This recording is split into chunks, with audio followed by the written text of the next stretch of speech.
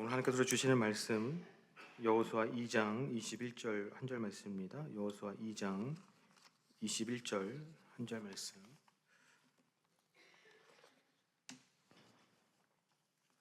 우리 한 목소리로 함께 읽기 원합니다. 함께 읽겠습니다. 라합이 이르되 너희의 말대로 할 것이라 하고 그들을 보내어 가게 하고 붉은 줄을 창문에 매니라. 아멘. 한번 기도하겠습니다. 하나님 감사합니다. 오늘도 저희들 주님의 말씀 듣기 원하오니 이 시간 오직 주님의 말씀만이 선포되게 하시고 말씀 앞에서 우리의 삶을 돌아보게 하시며 다시 한번 믿음의 귀한 결단과 도전이 있는 복된 말씀의 자리 되게 하여 주시옵소서. 이 모든 말씀 예수님 이름으로 기도합니다. 아멘. 반갑습니다. 반갑습니다. 좀 해주세요. 네, 반갑습니다. 제가 여러분들하고 함께 말씀을 처음으로 나눴던 것이 6월 마지막 주일이니까 2개월이 조금 지난 것 같은데 혹시 우리 많은 청년들도 많으니까 공부하니까 머리가 잘 돌아갈 거 아니에요? 우리 그때 어디 말씀 나누는지 혹시 청년들 기억하시나요? 네. 여호수아 1장 말씀을 나눴었습니다. 여호수아 1장 말씀을 나눴었는데 이스라엘 백성들이 이제 출애굽하고 이제 애굽에서 하나님의 은혜 가운데 나오게 되고 하나님의 은혜 앞에서 이제 가나안 땅을 차지하는 그 길목 앞에 서 있는데 어떤 일이 벌어졌냐면 리더십이 교체되는 그 일이 벌어졌죠. 그래서 이스라엘 백성들에게는 민족의 지도자와도 같았던 그 모세가 죽고 그 뒤를 이어서 여호수아가 이제 리더가 되는 그 뒤를 이어서 이제 여호수아가 일을 감당하게 되는 그 이제 리더십의 교체의 일을 경험하게 됩니다. 그런데 여호수아가 이스라엘의 리더가 될 수 있었던 것은 그때도 우리가 함께 기억은 못 하시더라도 말씀은 나눴던 것처럼 여호수아에게 뭔가 대단한 것이 있어서가 아니라 여호수아가 하나님께 붙들렸고 하나님께서 여호수아를 붙드셨기 때문입니다. 꼭 여호수아였기 때문에 된 것이 아니고 모세가 아니어도 여호수아야도 하나님께 붙들리면 되는 것이고 여호수아가 아니더라도 그 누가 또 하나님께 붙들리고 하나님을 붙든다고 한다면 또 그 일을 감당할 수 있었을 겁니다. 제가 유타 한인 장로교회 이제 담임 목사로 오늘부터 사역을 시작합니다. 여러분들 저에 대한 기대 많이 있으시죠? 네. 기대가 없으시면 저 속상합니다. 왜냐하면 나름대로 저도 이제 새로운 사역을 시작하면서 제가 갖는 인간적인 기대도 있고 또 어떤 설렘도 있고 또 은혜도 있고 감격도 있는데 근데 지난 주일에 우리 한 목사님이 제가 설교하기 전에 너무나 이렇게 잘 설교를 해주신 것처럼 저 혼자 북치고 장구치고 한다고 우리 교회 가운데 놀라운 일이 일어나지 않습니다. 그것은 하나님이 원하시는 일하시는 스타일도 아니고 하나님이 원하시는 일도 아닙니다. 하나님은 우리가 함께 다 같이 귀하고 놀라운 하나님의 일들을 이루어가기를 원하십니다. 여호수아 말씀은 제목도 여호수아입니다. 그리고 여호수아가 주인공처럼 되어서 여호수아가 리더가 되어서 이스라엘 백성들을 이끌어가는 그 여러 가지 일들을 담고 있는데 그렇다고 해서 여호수아라는 책이 여호수아의 영웅기가 아닙니다. 하나님의 이야기를 담고 있는 책입니다. 하나님께서 이스라엘 백성들을 여호수아라고 하는 사람을 리더 삼으셔가지고 가나안 땅에 들어가게 하시고 또 가나안 땅이 바로 여호수아입니다. 앞으로 여러분들하고 한 2달 정도 될 것 같습니다. 여호수아 말씀을 좀 함께 나누려고 하는데 하나님께서 이스라엘 백성들에게 약속하신 가나안 땅을 차지하게 하시는 그 말씀 그리고 하나님께서 그 가운데에서 이스라엘 백성들을 어떻게 다듬어 가시고 어떻게 만들어 가시고 어떻게 그들과 함께 하시는지를 살펴봄으로 인해서 저는 하나님께서 이스라엘 백성들에게 가나안 땅을 약속하신 것처럼 제가 확실히 믿는 것은 무엇이냐면 우리 유타 한인 장로교회 가운데에도 하나님께서 주시고자 하시는 약속의 땅이 있다고 믿습니다. 가나안 땅이 있다고 믿고 하나님께서 주실 놀라운 은혜가 있다고 믿는데 그 가운데에서 우리가 말씀을 함께 살펴보면서 우리가 어떤 믿음의 일들을 해 나가야 하고 어떤 도전과 어떤 결단으로 그 아름다운 하나님의 약속하심을 우리가 온전히 누릴 수 있는지에 대해서 함께 좀 말씀 나누기를 원합니다. 여호수아 2장에서 이스라엘 백성들은 이제 본격적으로 이제 가나안 땅을 차지하는 가나안 땅을 향해서 나아가는 그 일들을 해 나가는데 여호수아 2장 1절에서 3절 제가 오늘 21절 한 절 말씀만 읽었는데 여러분들하고는 쭉 말씀을 좀 살펴보면서 읽어가면서 이제 좀 말씀 나누려고 합니다. 여호수아 2장 1절에서 3절까지 말씀 제가 말씀을 읽겠습니다. 눈의 아들 여호수아가 시팀에서 두 사람을 정탐꾼으로 보내며 이르되 가서 그 땅과 여리고를 엿보라 하매 그들이 가서 라합이라 하는 기생의 집에 들어가 거기서 유숙하더니 어떤 사람이 여리고 왕에게 말하여 이르되 보소서 이 밤에 이스라엘 자손 중에 몇 사람이 이 땅을 정탐하러 이리로 들어왔나이다. 여리고 왕이 라합에게 사람을 보내어 이르되 내게로 와서 내 집에 들어간 그 사람들을 끌어내라. 그들은 이 온 땅을 정탐하러 왔느니라라고 말합니다. 이 이스라엘 백성들이 이제 가나안에 들어가야 되는데 이제 강을 요단강을 건너서 가장 먼저 만나게 되는 곳이 여리고입니다. 그러니까 이제 여호수아가 정탐꾼 2명을 여리고에 보낸 거죠. 상황이 어떠한가? 그런데 말씀해 보니까 놀랍습니다. 뭐가 놀랍냐 하면 여리고라고 하는 나라의 이 뭐라고 그러죠? 어떤 그 알아내는 기술력 이런 것들이 참 대단합니다. 그래가지고 이스라엘에서 정탐꾼을 보낸 것을 알고 있습니다. 더 대단한 것은 무엇이냐면 이 정탐꾼이 지금 어디에 있는지까지도 정확하게 알고 있다는 겁니다. 여호수아가 이스라엘의 리더가 돼가지고 첫 어떻게 보면 미션이 뭐냐 하면 정탐하는 겁니다. 여리고가 어떤지 정탐하는 것. 그런데 지금 이 상황은 어떤 상황이냐면 실패할 것 같은 상황입니다. 왜냐하면 여리고에서 이미 눈치를 챘기 때문입니다. 그런데 여러분들 이미 뭐 여호수아 말씀은 잘 아시기 때문에 그런데 이 라합이라는 여인을 통해서 이 여호수아의 첫 번째 정탐의 미션이 잘 마무리가 되는 것을 우리가 확인하게 됩니다. 그렇다면 우리에게 드는 질문은 이것입니다. 도대체 라합은 누구인가 하는 겁니다. 라합은 도대체 누구이기에? 라합이 지금 이스라엘 사람입니까? 이스라엘 사람이 정탐꾼 스파이로 지금 거기 있는 것이 아니고 지금 이 라합은 여리고 사람입니다. 여리고 사람인 라합이 왜 여리고를 정탐하러 온 이 정탐꾼들을 도와주는가 하는 그 질문이 우리 가운데 있다는 겁니다. 이 말씀을 통해서 우리가 한 가지 확인할 수 있는 라합에 관한 것은 무엇이냐 하면 라합의 직업입니다. 라합의 직업이 무엇입니까? 말씀해 보니까 라합을 어떻게 설명하냐면 기생 라합 이렇게 설명을 합니다. 즉 라합은 술을 팔고 또 몸을 파는 여인이었습니다. 그리고 성경학자들은 우리가 말씀을 통해서 확인할 수는 없는데 이 라합이 어떠한 집 구조에서 살았냐면 이중성벽, 이중으로 된 성의 벽 사이에 집을 짓고 살았다라고 이제 성경학자들이 추정을 하는데 무슨 말씀이냐면 여리고성은 이중으로 되어 있습니다. 그러니까 성벽이 하나 있고 그 집 끝이 아니고 또 하나의 벽이 있습니다. 그럼 이제 사이가 있겠죠. 이 사이에다가는 폐기물이라든지 돌이라든지 흙이라든지 이런 것들을 넣어가지고 튼튼하게 보강을 하는 겁니다. 그러다 보니까 이 사이에 이제 공간이 생기니까 좀 가난하고 연약한 사람들이 그 사이 위에 성벽 위에 집을 짓는 겁니다. 그 사이에다가 집을 짓고 살았는데 라합의 집이 바로 이렇게 이 이중 성벽 사이에 집을 짓고 그곳에 살았다라고 많은 성경학자들이 추정을 합니다. 라합의 직업이 기생이었습니다. 그리고 라합의 집이 어땠냐 하면 저 맨 끝에 있는 성벽 두 성벽 사이에 그 위에 집을 짓고 살았습니다. 즉 라합은 여리고에서 가장 변방에 사는 어찌 보면 약자 중에 약자이고 아웃사이더와도 같은 많은 슬픔과 어려움이 있고 참 약함이 있는 그런 여인이었다라는 겁니다. 이러한 라합을 통해서 이제 하나님이 일하기 시작하시는데 오늘 먼저 여러분들하고 나누고자 하는 말씀이 이것입니다. 믿음은 들음에서부터 시작한다라는 겁니다. 우리의 믿음은 들음에서부터 시작합니다. 그렇기 때문에 우리가 무엇을 듣는가 하는 것이 참 중요하고 또 잘 들어야 합니다. 로마서 10장 17절 말씀입니다. 그러므로 믿음은 들음에서 나며 들음은 그리스도의 말씀으로 말미암았느니라 라고 말합니다. 우리의 믿음은 여러분들 내 믿음이 어디서 생겼지? 이렇게 궁금해하시는 분들 계실지 모르겠지만 말씀은 그렇게 얘기합니다. 여러분들이 믿음을 가지고 있다고 한다면 그 믿음은 들음에서부터 난 겁니다. 그 들음은 무슨 들음이냐면 예수 그리스도의 말씀을 들음으로부터 난 것입니다.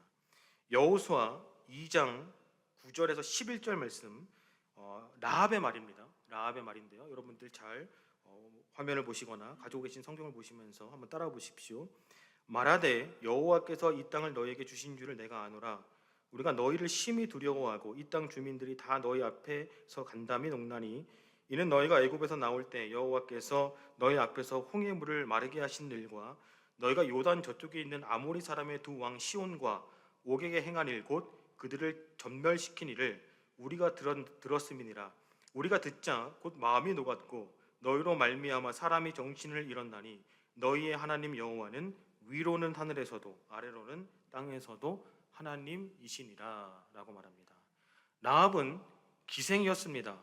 그래서 아마 직업상 그녀는 여러 이야기들을 사람들로부터 많이 들었을 겁니다. 그냥 소소한 사람들 사는 이야기에서부터 여리고에서 일어나는 어떤 정치적인 이슈들 아니면 국제적인 이야기 여러 가지 이야기들을 들었을 겁니다. 많은 이야기들 중에서 라합이 하나님에 대한 이야기를 듣게 되었습니다. 글쎄 말이야, 이스라엘 사람들이 출애굽을 했는데 하나님께서 홍해를 갈라주셨대. 그렇게 이스라엘 백성들이 출애굽을 했대 라는 소리를 들었습니다. 하나님께서 요단 동쪽에 있는 두 아모리 왕인 시온과 옥을 쳐서 완전히 진멸시키셨대. 이런 이야기를 듣게 됩니다. 수많은 이야기 중에서 유독 하나님에 대한 이야기가 그녀의 귀에 들렸습니다. 그리고 그 하나님의 말씀이 그녀의 마음을 사로잡았습니다. 라합은 그렇게 하나님에 대한 말씀을 들었고 그 들음은 라합에게 하나님에 대한 믿음을 갖게 했습니다. 오늘 우리가 정말 정보의 홍수 속에서 삽니다. 여러분들 유튜브 같은 걸 보면 안 가르쳐 주는 것이 없습니다. 여러분들 이제 차차 저와 여러분들이 서로 알아가시겠지만 한 가지만 여러분들에게 커밍아웃을 하면 저는 그 집안일을 잘 못합니다. 뭐 전구 갈고 뭐 이런 것도 이제 잘 못해가지고 그래도 이제 저희 집에 저랑 아내랑 딸 살기 때문에 어찌됐든 제가 해야 되니까 제가 할 때는 제 아내랑 딸은 이제 머리띠가 좀 떨어져 있습니다. 왜냐하면 잘 못하는 사람의 특징은 뭐냐면 하면서 짜증을 냅니다. 화를 내고 그래갖고 뭐 하나 이제 전구 하나 갈면서도 너무 힘들기 때문에 그래서 딸이랑 이제 아내는 저기 멀리 이제 피신해 있고 남들 한 5분 할 거 저는 한 30분 걸려가지고 집안일 하나씩 하는데 근데 유튜브를 보니까 뭐 안 가르쳐 주는 것이 없습니다. 뭐 차를 고쳐주고 집안 고치고 여러 가지 요 고치는 것에 대해서 참 많이 알려주는데 여러분들 한 주간 한번 생각해 보시면 다들 어찌되었든 무엇이든 여러분들 유튜브를 통해서 많은 것들 보고 들으셨을 겁니다. 정말 우리는 이 세상 살아가면서 참 많은 것 봅니다. 그리고 참 많은 것 듣습니다. 그런데 우리는 하나님의 말씀을 듣고 또 들어야 한다는 겁니다. 왜냐하면 하나님의 말씀을 들을 때 우리에게 믿음이 생기기 때문입니다. 하나님의 말씀을 들을 때 그때 우리의 믿음이 자라나기 때문입니다. 그때 우리의 믿음이 성장하기 때문입니다. 그래서 우리가 예배하는 이 자리가 복된 자리다라고 많이 말합니다. 왜 예배하는 이 자리가 우리에게 복된 자리입니까? 하나님의 말씀이 들려지는 자리이기 때문입니다. 하나님의 말씀을 통해서 우리의 믿음이 자라나는 자리이기 때문입니다. 그런데 오늘 본문 말씀을 보면 하나님에 대한 이 여러 가지 이야기를 들은 사람이 사실은 라합한 사람이 아닙니다. 본문 11절 말씀입니다. 여호수아 2장 11절 말씀을 제가 다시 한번 읽겠습니다. 우리가 듣자 곧 마음이 녹았고 너희로 말미암아 사람이 정신을 잃었나니 너희 하나님 여호와는 위로는 하늘에서도 아래로는 땅에서도 하나님이시니라 라고 말합니다. 라합이 뭐라고 얘기합니까? 내가 들었더니 딴 사람들은 잘 못 들었고 내가 들었는데 이렇게 얘기하지 않습니다. 우리가 들었다라고 분명히 얘기합니다. 사실 하나님에 대한 이야기는 지금 여리고 지역에서 탑 뉴스입니다. 뉴스 중에 뉴스입니다. 지금 그런데 그 하나님께서 인도하시는 이스라엘 백성들이 지금 이 여리고 코앞까지 와 있어가지고 그들 앞에 들어오려고 합니다. 그래서 그들은 매일매일 하나님에 대한 이야기를 하면서 오늘 말씀처럼 무서워서 정신을 잃었습니다. 벌벌 떨고 있습니다. 그런데 많은 이들이 하나님에 대한 이야기를 듣기는 들었습니다. 하나님의 이야기를 듣기는 들었는데 어디서 멈췄냐면 그냥 마음이 녹고 그 다음에 정신을 잃고 무서워하고 벌벌 떠는 그 자리 가운데에서 하나님의 말씀을 듣고 그쳤다라는 겁니다. 여리고에 사는 많은 사람들에게 하나님에 대한 이야기는 그냥 그 많은 이야기 중에 그 정도의 말씀이었고 그 정도의 말씀에서 그쳤다라는 겁니다. 하지만 라합은 거기서 하나님에 대한 믿음을 갖습니다. 참 이상한 일이죠. 똑같은 사람들이 하나님에 대한 말씀을 들었습니다. 라합만 들은 것이 아니라 여리고에 있는 많은 사람들이 하나님의 말씀을 들었습니다. 그런데 거기에서 라합은 하나님에 대한 믿음을 갖습니다. 하나님의 말씀을 듣고 믿음으로 들음으로 말미암아서 그래서 믿음을 갖게 되는 것. 그래서 우리가 이것을 신앙의 용어로 무엇이라고 얘기합니까? 하나님의 은혜라고 얘기하는 겁니다. 왜냐하면 참 신기하기 때문입니다. 많은 사람들이 하나님의 말씀을 들었습니다. 그래서 어떤 이들은 마음이 녹아내리기도 하고 정신이 혼미하기도 하고 무서워 벌벌 떨기도 했습니다. 그런데 그들에게 믿음이 들어가지는 않습니다. 그런데 라합에게는 믿음이 들어갔다는 겁니다. 하나님의 은혜입니다. 여리고에는 똑똑하고 잘난 사람들이 얼마나 많았겠습니까? 그런데 하나님의 은혜는 누구에게 임했습니까? 가장 변방에 있어서 기생이라는 직업을 가지고 참 힘들고 버거운 삶을 살고 있었던 약자 중에 약자였던 그 라합에게 하나님의 은혜는 가장 크게 임했다는 겁니다. 고린도전서 1장 27절에서 29절은 이렇게 말씀합니다. 그러나 하나님께서 세상에 미련한 것들을 택하사 지혜 있는 자들을 부끄럽게 하려 하시고 세상에 약한 것들을 택하사 강한 것들을 부끄럽게 하려 하시며 하나님께서 세상에 천한 것들과 멸시받는 것들과 없는 것들을 택하사 있는 것들을 폐하려 하시나니 이는 아무 육체도 하나님 앞에서 자랑하지 못하게 하려 하심이라 라고 말씀합니다. 우리의 지혜가 우리에게 믿음을 가져다 주지 못합니다. 우리의 강함이, 우리의 어떤 잘남이, 우리의 어떤 배경이 우리에게 믿음을 가져다 주지 못합니다. 우리가 겸손함으로 하나님 말씀 앞에 나아갈 때 그때 하나님께서는 은혜로 우리에게 믿음을 선물로 주신다라는 겁니다. 오늘도 함께 예배드리는 우리 모두가 하나님의 말씀을 다시 한번 듣습니다. 함께 예배하는 모든 성도님들에게 이 하나님의 말씀이 한 주간 살아오면서 들었던 수많은 이야기들 중에 그냥 하나의 이야기가 아니라 이 하나님의 말씀이 하나님의 말씀으로 들려질 수 있길 바랍니다.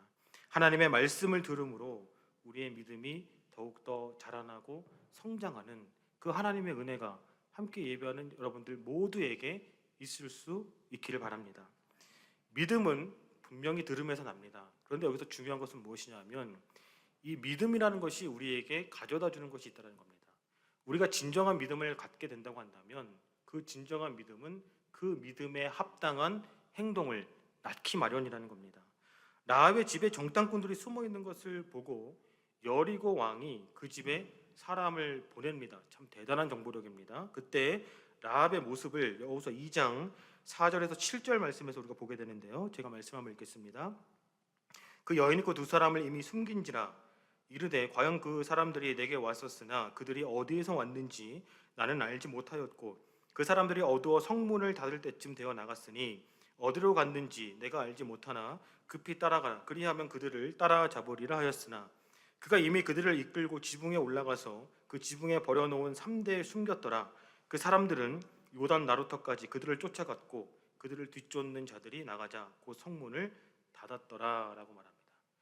이 여리고 왕이 보낸 사람이 라합에게 뭘 얘기하는 겁니까? 너 그 사람 어떤 사람인지 알고는 있냐? 그 사람이 바로 여리고를 정탐하러 온 사람이야. 우리를 무찌르고 우리를 전멸시키기 위해서 우리가 지금 어떤지 보려고 온 사람이야 라고 얘기하면서 그 사람을 당장 끌어내라 라고 얘기합니다. 그랬더니 라합이 뭐라고 돌려댑니까? 거짓말이죠. 사실은 분명히 라합은 이제 숨겨놓고서는 어둡기 전에 성문 쪽으로 나갔으니까 빨리 쫓아가면 그 사람을 잡을 수도 있을 거야 라면서 그렇게 둘러댑니다. 그런데 사실은 이 행동이라는 것이 우리가 그냥 말씀을 보면서 아 그냥 그랬구나 라합이 그러는구나 라고 생각할 수 있지만 우리가 상식적으로 생각해 보면 참 위험한 행동이고 상식적으로 참 이해하기도 쉽지 않은 행동입니다. 만약에 라합이 정탐꾼을 그렇게 숨겨줬다가 들통나면 어떻게 되는 겁니까? 라합은 목숨을 잃어버릴 겁니다. 그 정도의 지금 위험한 거짓말입니다. 그냥 뭐 슬쩍 하는 거짓말이 아니라 자신의 목숨이 어떻게 될지도 모르는 그런 상황입니다. 그리고 여리고 편에서 봤을 때 앞서도 말씀했던 것처럼 지금 라합이 이스라엘 사람입니까? 여리고 사람입니까? 라합은 여리고 사람입니다. 가나안 사람입니다. 그런데 지금 여리고를 공격하기 위해서 정탐꾼을 보내러 왔는데 자기 이웃들, 자기가 사랑하는 사람들, 그 사람들을 무찌르려고 지금 정탐꾼을 보내왔는데 그러면 라합의 바른 행동은 빨리 신고를 하든지 빨리 어떻게든 그 사람을 쫓아내든지 그래야 되는 것 아닙니까? 그런데 지금 라합은 이 정탐꾼을 돕고 있다는 겁니다. 한편으로 라합은 이 상황을 통해서 엄청난 이득을 취할 수도 있습니다. 그런 식으로 이제 이 정탐꾼을 숨겨주는 척하면서 그렇게 여리고 사람들에게 내가 지금 정탐꾼을 숨겨줬고 어디에 있습니다 라고 알려주면 아마도 라합은 엄청난 어떤 보상을 받을 수도 있고 또 기생이라고 하는 천한 어떤 직업을 갖고 있었던 이 여인이 신분 상승할 수 있는 그런 기회도 될 수 있었을 겁니다. 그런데 이 라합은 그렇게 하지 않는다는 거죠.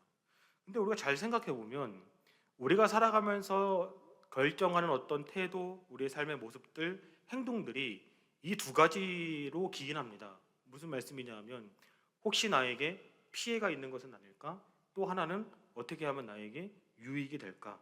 그래서 사람들은 어떻게 해야 내가 피해를 덜 당하고 어떻게 해야 내가 유익을 얻을 수 있을까에 빠릅니다. 지난주에 제가 예배 함께 드리고 식사하는데 한 청년이 저에게 와서 이제 인사한다고 한 청년이 저에게 왔습니다. 제가 정확하게는 어디 학교 한인 학생회장인지 모르겠는데 혹시 저에게 인사했던 그 청년 오늘 지금 와 있나요?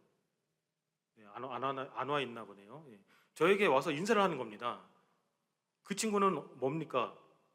예, 저랑 친해져야 유익이 된다는 것을 참 잘하는 친구죠. 어찌됐든 이제는 손유지 목사라는 사람이 왔는데 이 사람이랑 친해져야 뭐 하나 떨어져도 떨어지겠구나. 이거를 너무나 참 잘 아는 청년인데 오늘 안 왔으니 떨어지는 게 없겠네요. 네. 우리 청년 얘기해 주셔서 오늘 이야기 나왔다고 다음 주에 꼭 나오라고 말씀을 해주시면 좋겠는데 우리가 살면서 사실은 이 두 가지 때문에 행동합니다. 내가 피해를 입으면 어떡하지? 그것에 따라서 아니면 내가 어떻게 해야 유익을 얻을 수 있을까? 하지만 믿음은 믿음에 합당한 행동들을 만들어간다는 겁니다. 진정한 믿음을 가지고 있는 성도들은 그냥 내가 피해보면 어쩌지? 어떻게 해야지 나에게 유익이지? 이것이 아니라 믿음에 합당한 행동을 한다는 겁니다. 그렇다고 한다면 우리의 주된 믿음은 무엇입니까? 여러분도 믿음을 가지고 있다고 한다면 우리는 지금 무엇을 믿고 있는 것입니까? 우리의 주된 믿음은 예수님이 우리의 구주가 되신다는 믿음입니다. 우리의 믿음은 예수님이 주님이시라는, 예수님께서 우리의 삶의 주인이 되신다는 믿음입니다. 우리가 예수님을 주님으로 믿는다는 것은 우리의 삶의 자리 가운데 구체적인 상황 속에서 우리는 결정을 내려야 되고 행동을 할 때 어떻게 하면 나에게 피해가 되지 않을까? 어떻게 하면 나에게 유익이 될까? 이것에 따라 행동하고 삶을 결정하는 것이 아니라 우리 삶의 주인이 되시는 주님의 말씀에 따라서, 주님의 가치에 따라서, 주님의 기준에 따라서 우리의 태도를 결정한다라는 것을 의미한다라는 겁니다. 우리가 예수님을 주님으로 믿는다라는 것은 그렇게 삶의 가치와 기준을 나에게서 주님, 우리의 삶의 주인이 되시는 예수님의 가치와 기준으로 바꾸겠다라는 겁니다. 그렇기 때문에 예수님을 주님으로 믿는 사람들은 이제 예수님의 가치와 예수님의 기준과 예수님의 말씀을 가지고 믿음에 합당한 행동을 하기 마련이라는 겁니다. 이전에는 살아도 나를 위해 살았습니다. 당연하죠. 나를 위해 살지 누굴 위해 삽니까? 죽어도 나를 위해 죽었습니다. 믿음이 온전하지 못했을 때에는 나의 삶의 모든 순간순간에 하나님의 뜻 말씀 어느 정도 알죠. 하지만 그게 중요한 게 아니라 내가 바라고 내가 원하고 내가 가야 할 그 길이 있기 때문에 하나님은, 예수님은 어떤 분입니까? 내가 가야 되고 내가 그려놓은 그 삶을 도와주시고 실패하지 않도록 성공할 수 있도록 잘 이끌어 주시는 분, 그 정도 분으로 생각합니다. 그런데 진정으로 예수님을 주님으로 믿는 사람들은 이제는 살아도 주를 위해 삽니다. 죽어도 주를 위해 죽습니다. 왜냐하면 삶의 근본적인 이유가 바뀌었고, 삶의 근본적인 목적이 바뀌었고, 삶의 가치가 바뀌었고, 삶의 기준이 바뀌었기 때문입니다. 열심히 우리가 성실하게 근면하게 일해서 제법 재물도 갖게 되었고, 어떤 삶에서 위치도 좀 얻게 되었고, 많은 사람들과의 관계들도 가지게 되었습니다. 그 가운데에서 우리가 정말 진정으로 예수님을 믿고 주님을 구주로 고백한다고 한다면 우리는 반드시 이런 질문들을 해야 한다는 겁니다. 하나님께서 나에게 왜, 무엇을 위해서 이 재물을 허락하셨고, 하나님께서 무엇을 위해서 이 자리를 나에게 허락하셨고, 하나님께서 무엇을 위해서 이 많은 사람들과의 관계를 허락하셨는지, 때로는 정말 사이가 좋은 관계들, 때로는 어색하고 불편한 관계들, 이 많은 관계들을 하나님께서 우리에게 왜 허락하셨는지를 물어야 한다는 겁니다. 그리고 하나님께서 베풀어 주신 많은 은혜를 가지고 믿음에 합당한 행동을 하는 겁니다. 하나님께서 주신 것들을 가지고 하나님의 가치와 하나님의 기준에 따라서 그렇게 믿음의 삶들, 때로는 베풀고 나누는 그 삶의 자리들을 살아가는 겁니다. 라합은 자신이 피해를 볼 수도 있는 상황 가운데에서 그의 가치, 그의 어떤 판단의 기준은 어떻게 하면 내가 피해를 보지 않지? 어떻게 하면 내가 여기서 한몫을 챙기지? 그것이 아니라 그녀에게 믿음을 주신 하나님의 가치, 그리고 하나님의 기준으로 하나님의 일이 이루어지는 그 일을 향해서 믿음의 발걸음을 내어 디뎠습니다. 히브리 기자는 라합의 삶을 이렇게 평가합니다. 히브리서 11장 31절입니다. 믿음으로 기생 라합은 정탐꾼을 평안히 영접하였으므로 순종하지 아니한 자와 함께 멸망하지 아니하였도다라고 말합니다. 야고보는 라합의 삶을 이렇게 평가합니다. 야고보서 2장 25절입니다. 또 이와 같이 기생 라합이 사자들을 접대하여 다른 길로 나가게 할 때 행함으로 의롭다 하심을 받은 것이 아니냐라고 말합니다. 여러분들 믿음을 가지고 계십니까? 여러분들이 믿음을 가지고 계신다고 한다면 여러분들이 지금 가지고 있는 믿음은 무엇입니까? 만약에 주변 사람들이 당신은 어떤 믿음을 가지고 있고 당신의 믿음은 무엇입니까? 라고 물어본다고 한다면 여러분들은 무엇이라고 대답하시겠습니까? 혹여나 여러분들이 말하는 그 믿음이라는 것이 지금 삶에 어려운 문제가 있는데 이것을 결국 하나님께서 해결해 주실 것이야 라는 믿음입니까? 여러분들의 삶이 결국에는 하나님께서 함께 하시는 행복한 정말 좋은 성공하는 그런 삶이 될 것이야 라는 그러한 믿음입니까? 분명히 하나님께서 하나님의 자녀 가운데 그런 놀라운 은혜들도 주실 것입니다. 그리고 우리가 그런 믿음을 가지고 살아가는 것도 참 좋습니다. 하지만 우리의 믿음의 본질은 그것이 아닙니다. 우리의 믿음의 본질은 때로는 내 삶에 행복한 일이 있지 않다 하더라도 때로는 내 삶에 불편한 일들이 있다 할지라도 예수님이 나의 구주가 되시고 예수님이 내 삶의 주인이 되신다라는 이 믿음이 성도들이 고백하는 진짜 믿음의 고백입니다.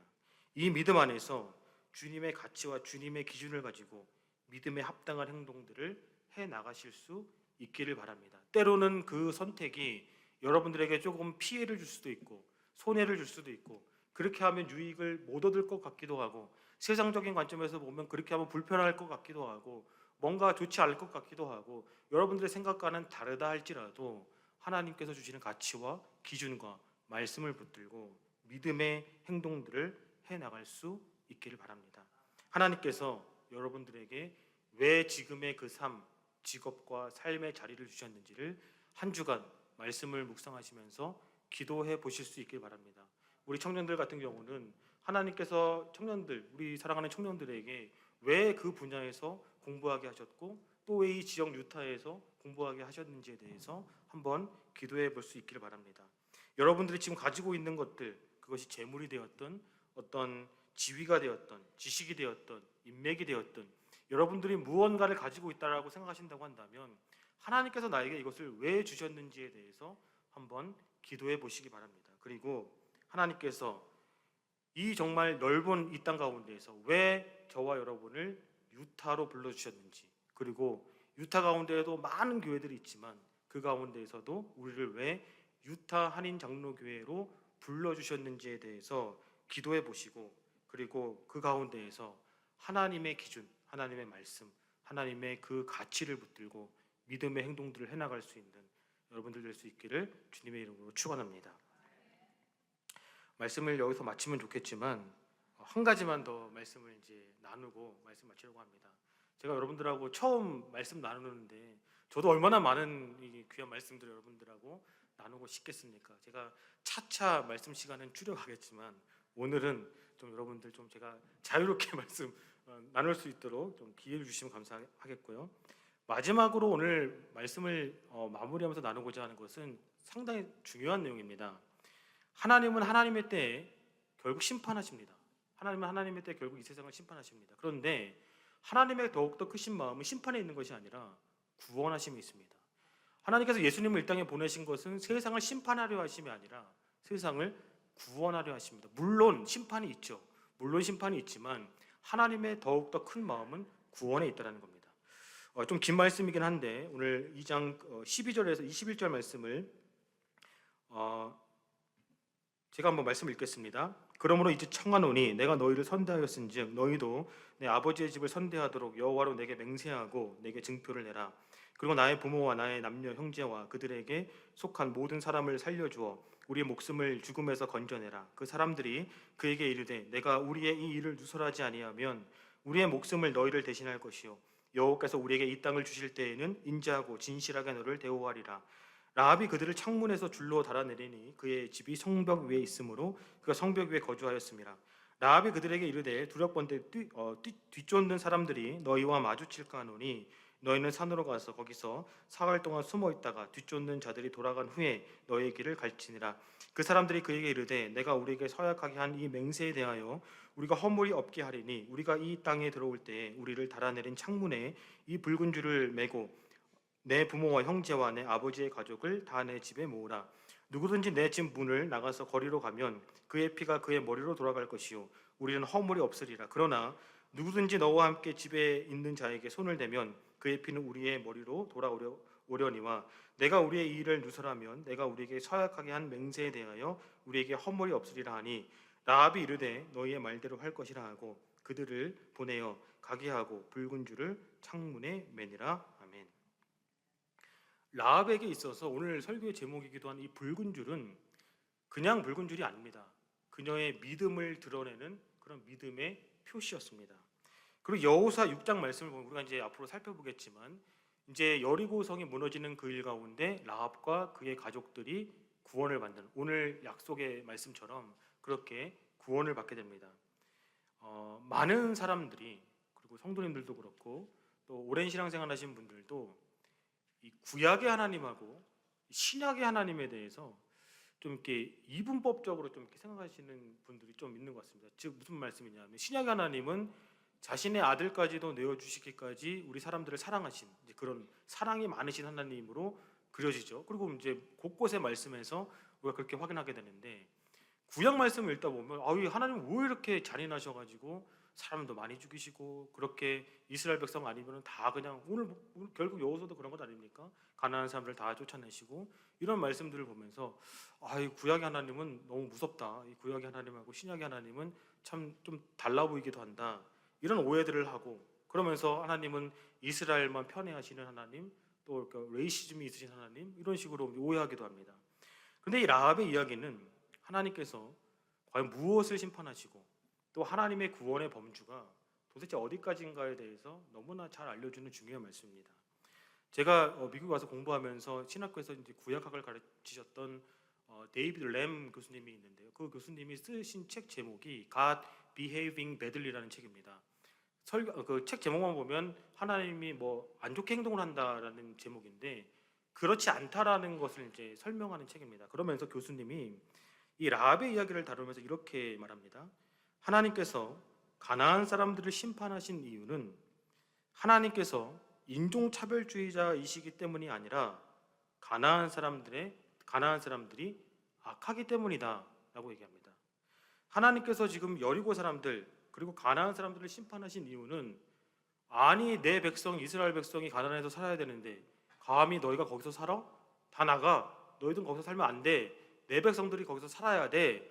그렇게 그 하나님께서 이스라엘 백성을 편애하는 마음으로 가나안 사람들을 다 쫓아내시는 것이 아니라는 겁니다.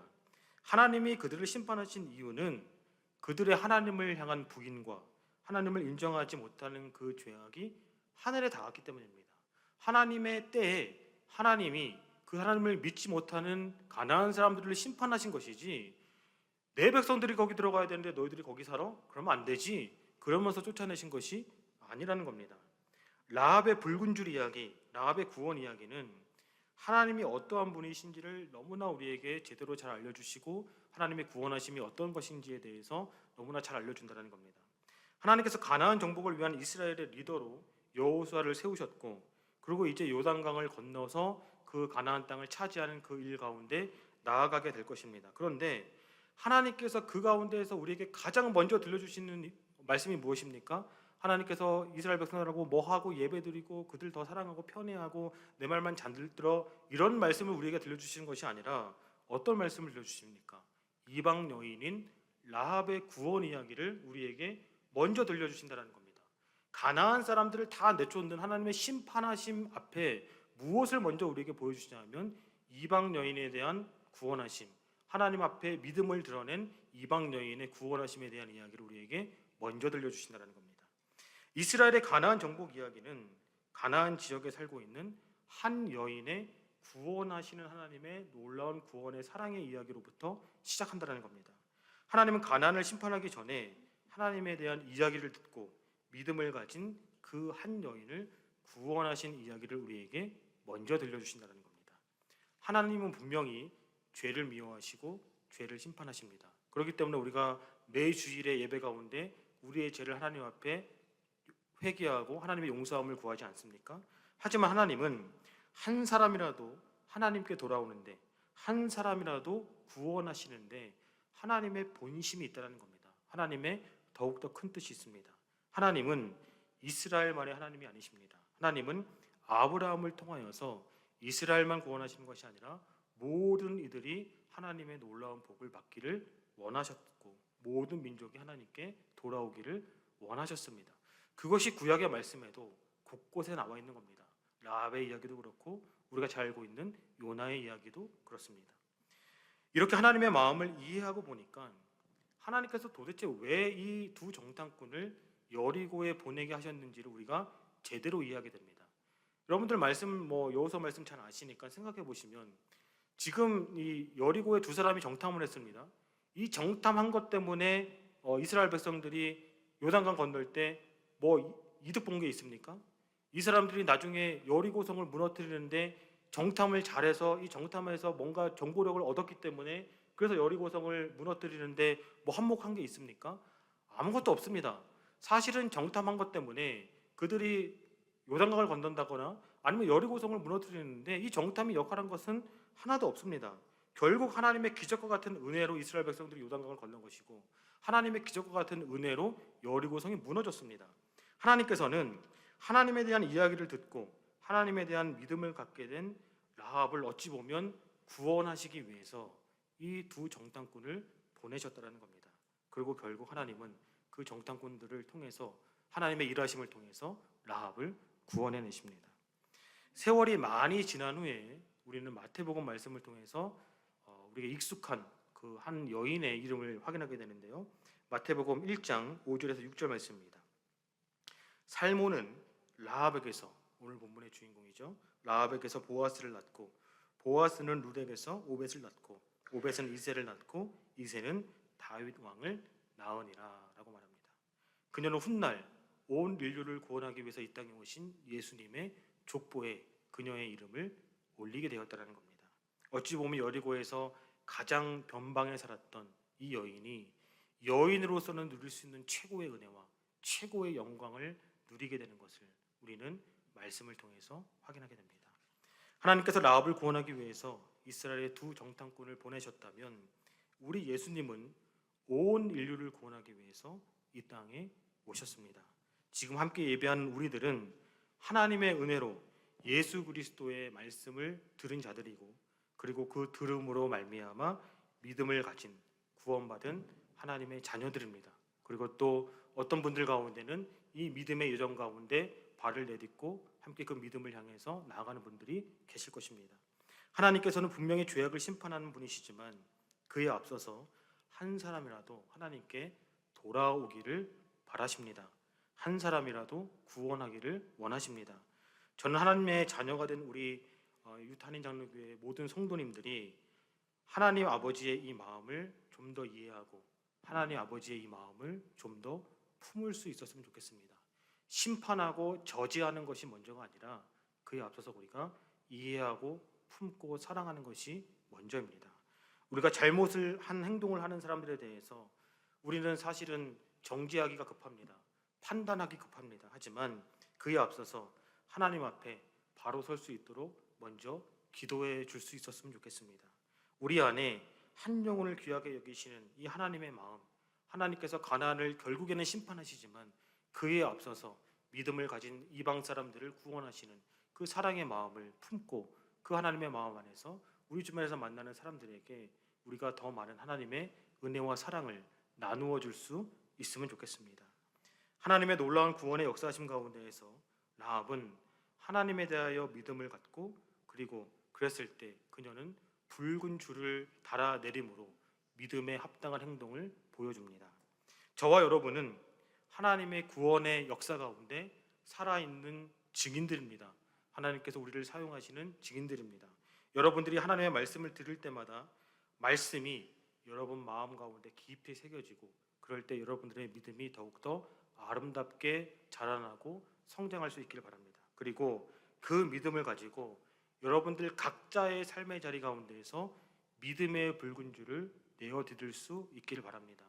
여러분들이 하나님의 말씀을 듣고 하나님의 뜻이 무엇인지를 알매도 불구하고 때로는 그러면 나에게 손해가 될 것 같고 때로는 그러면 그것은 나에게 유익이 아닌 것 같고 그렇게 하면 영 나에게 불편해서 그래서 믿음의 붉은 줄을 내어놓지 못했던 그런 영역들이 혹시 있었다고 한다면 한 주간 말씀을 묵상하시고 또 기도하시면서 여러분들의 삶의 자리 가운데에서 하나님께서 주시는 그 말씀 앞에서 하나님께서 주시는 가치와 기준 붙들고 믿음의 붉은 줄을 내어드릴 수 있기를 바랍니다. 그리고 우리가 공동체로 모여서 지금까지 이런저런 이유들로 우리가 믿음의 붉은 줄을 내어드리지 못했던 그런 영역들이 있다고 한다면 다시 한번 우리가 힘을 모두어서 주님을 바라보고 말씀 앞에 굳게 서서 믿음의 붉은 줄을 함께 그렇게 달아내릴 때 하나님께서 여러분들의 삶의 자리 가운데 그리고 우리 교회 가운데 부어주시기를 원하시는 그 놀라운 은혜들을 풍성하게 맛보고 누릴 수 있는 함께 예배하는 우리 모든 성도님들 될 수 있기를 주님의 이름으로 축원합니다. 함께 기도하겠습니다.